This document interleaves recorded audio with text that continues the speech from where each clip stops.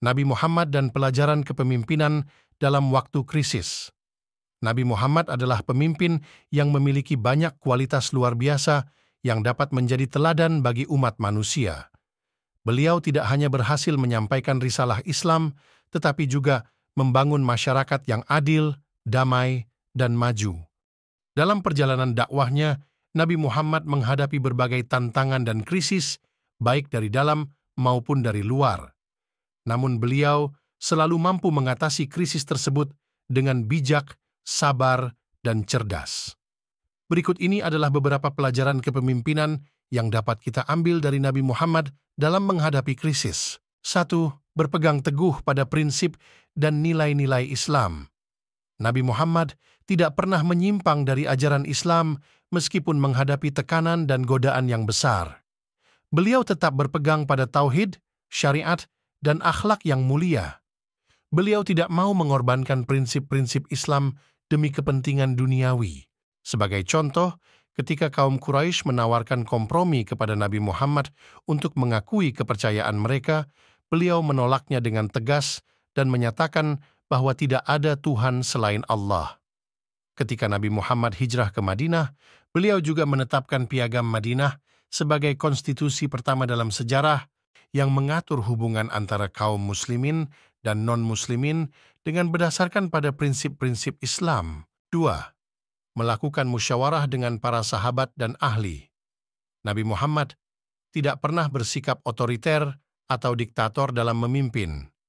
Beliau selalu melakukan musyawarah dengan para sahabat dan ahli dalam mengambil keputusan penting, terutama dalam hal-hal yang bersifat ijtihadi atau maslahah. Beliau menghargai pendapat dan saran dari orang lain dan tidak segan untuk mengakui kesalahan jika terbukti salah.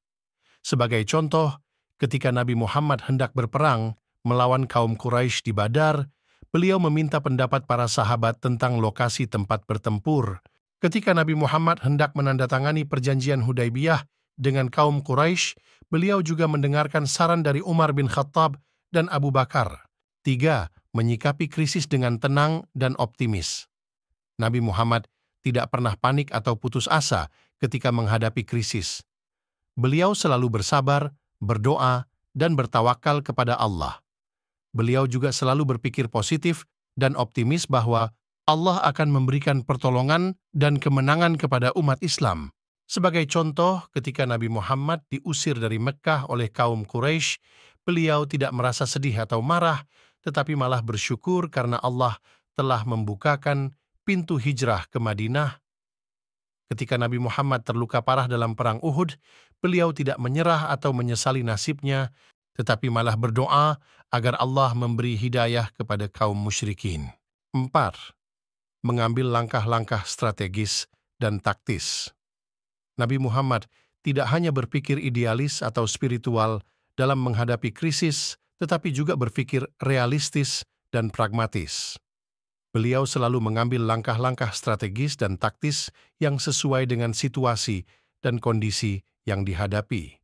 Beliau tidak ragu untuk melakukan perubahan atau penyesuaian jika diperlukan, asalkan tidak bertentangan dengan syariat Islam.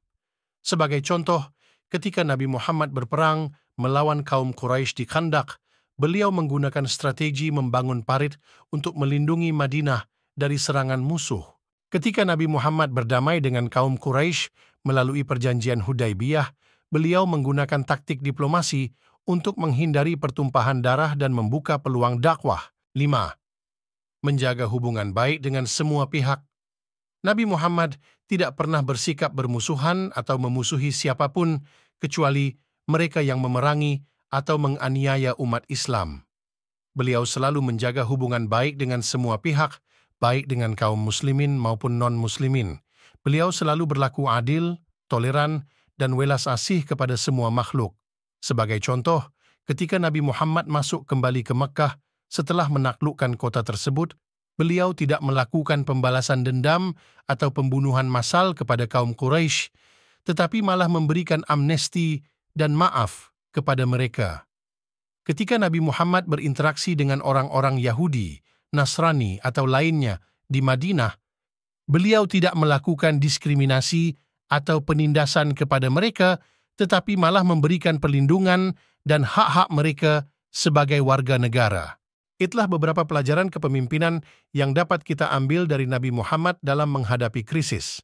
Semoga kita dapat meneladani beliau dalam segala aspek kehidupan kita dan menjadi pemimpin yang amanah, bijaksana, dan berkah. Amin.